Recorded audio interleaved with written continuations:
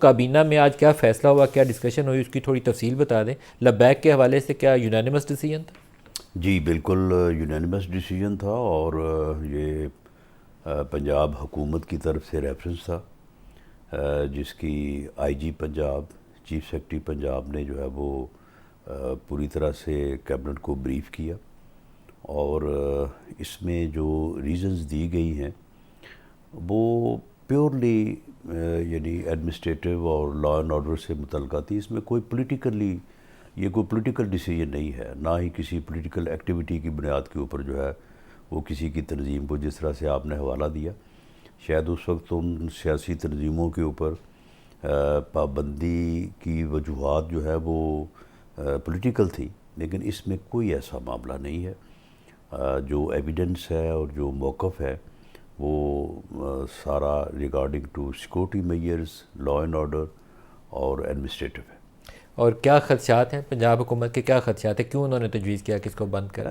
پنجاب حکومت کے اس میں خدشات تو خیر خدشات کے اوپر تو ایسا نہیں ہو سکتا، باقاعدہ آپ کو ایویڈنس دینی ہوتی ہے اور آپ کو ایک موقف اختیار کرنا ہوتا ہے۔ اس میں ایک مین چیز، باقی اور چیزیں بھی تھیں، مین یہ تھی کہ 2017-18 میں بھی جو انہوں نے ایکٹیویٹی کی، فیض آباد دھرنا، وہ بھی ساری جو ہے وہ بڑی وائلنٹ تھی۔